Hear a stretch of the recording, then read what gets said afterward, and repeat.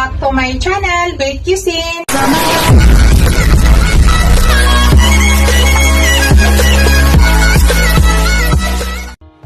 Hello guys, to this video magluluto tayo guys. At yung lulutuin natin ngayon ay isda. Ito po yung isda ko guys, nagayat ko na, hindi ko na pinakita na lang sa inyo. Ako po ang naglinis nito guys. Yan, dalawang klaseng isda pero same lang yung pangalan. Kilalaban nyo to guys. Pampano to guys. Puro pampano po ito. Ito yung original na pampano guys. Yan. Ito yung original na pampano. Ito yung inaalagaan. Yan. Kumbaga sa ano pa guys, sa tilapia parang pinapakain din to. Puro ito sa dagat din siya ginawa. Doon siya kinukulong sa dagat. Ito yung original. Yan. Ito yung original pampano. So, ang gawin natin guys, magpapaksiw po tayo. Paksiw na isda.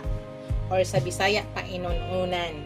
So ito po yung mga ingredients na ilalagay ko guys. Para mayroon din tayong gulay, hindi lang po isda. Para balanse po. Maglalagay tayo ng eggplant. Tapos maglalagay tayo ng okra, siling haba, luya, bawang, sibuyas. Tapos mamaya guys, ipakita ko sa inyo kung ano yung mga ingredients na ilalagay ko. So aayusin ko guys, ipa-file ko na dito sa kaldero ko. So pakita ko sa inyo. So una, maglagay muna ako ng luya sa ilalim. Bawang. Ganyan din ba kayo guys pag magluto. Tapos sibuyas.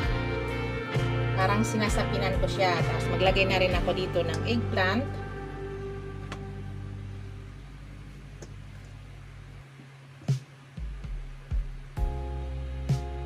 Yan. Tapos maglagay na rin ako ng siling haba.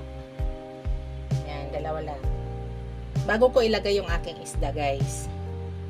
So, kahit anong file naman paglagay sa isda, okay lang.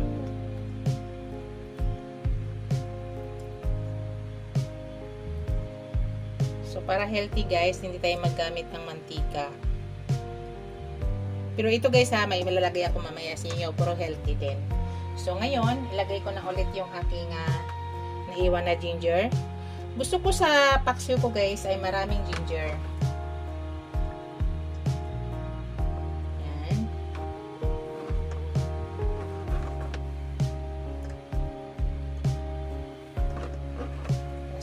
Ilagay ko na rin aking mga luya o mga sibuyas, bawang, lahat na ilagay na po natin lahat. Tapos yung naiwan na eggplant, ilagay na rin natin.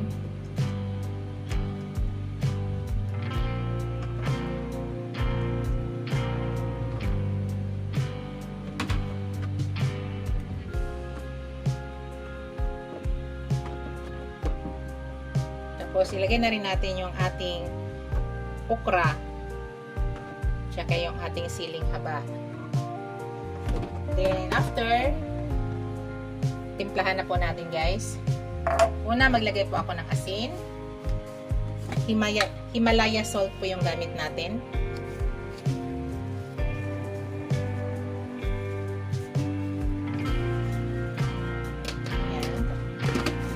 Tapos maglagay din ako guys ng pangpalasa.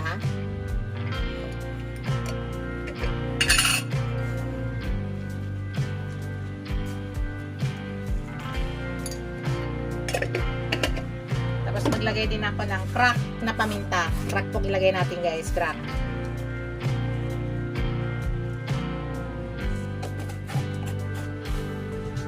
Tapos maglagay din ako ng konting patis.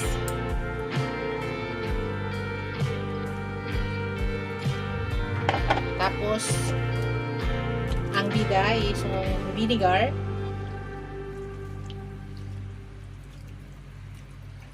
Yan. Tapos, maglagay din ako ng sugar, guys. Maglagay tayo ng sugar para ang lasa ay mag-balance po. So, maglagay tayo ng wash sugar. Isang ganitong kaliit. Tapos, maglagay tayo ng tubig. So, maglagay tayo ng tubig. Yan. Dalawang ganito guys na tubig. Ganyan lang kaliit ha. Hindi pa masyado puno. So, okay na guys. Next po natin gagawin, isa lang na po natin yan.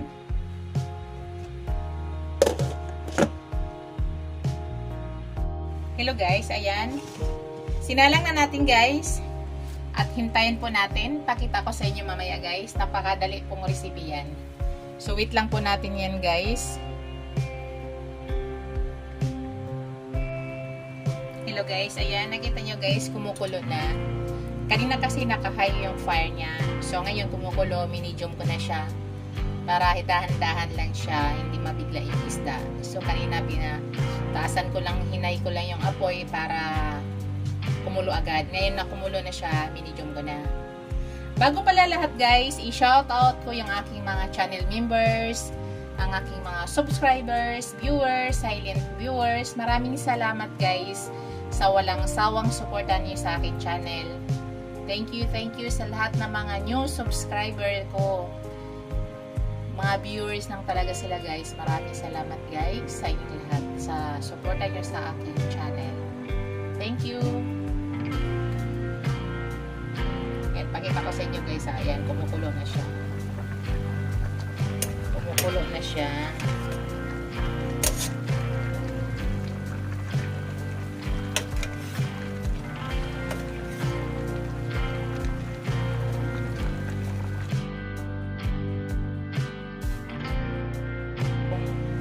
Maya guys, bubuksan ko yung takip niyan para sumingaw yung chemical. So maya na konti guys.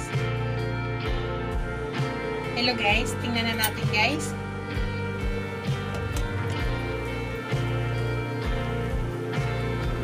Yan, sa ganyan guys, pasingawin ko siya. Ayan. Bubuksan ko lang siya ng ganyan para sumingaw yung chemical niya. Ayan. Tapos timplahan natin mamaya guys. Pasingawin muna natin yan. So, ganyan lang po. Nakabukas po yan. Sumingaw siya sa gilid at saka gilid. Para palabasin natin yung chemical ng suka at saka ng iba pang mga nilagay natin. Lalo na yung suka, guys. So, wait muna natin yan. Titingnan natin, guys. At titikman natin. Malapit na po yan maluto. So, yan. Tikman natin, guys. Kung tama na ba yung kanyang lasa. Yun.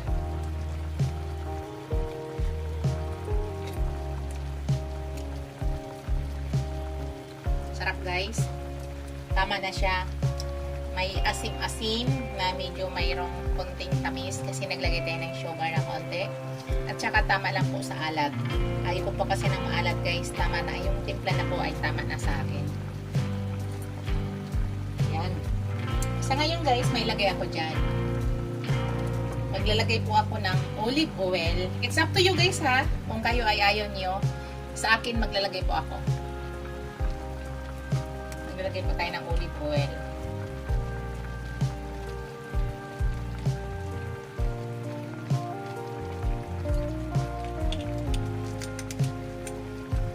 Tapos, takpan ko lang siya muna guys.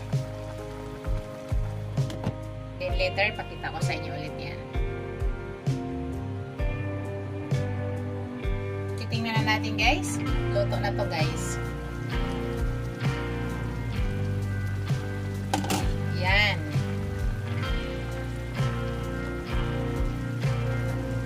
So, luto na po yan guys.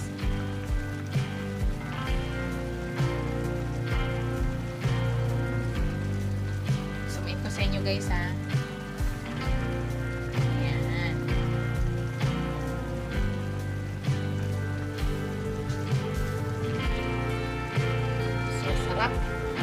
Patayin na po natin yung ating apoy. Ito na yung aking finished product guys. Ito na yung aking paksiw na isda with eggplant and okra. Yan na po yung aking finished product. Thank you for watching guys. Don't forget to like, comment, share, and subscribe to my channel. See you in my next video guys. God bless us all. Bye. Ingat po lahat guys. Bye.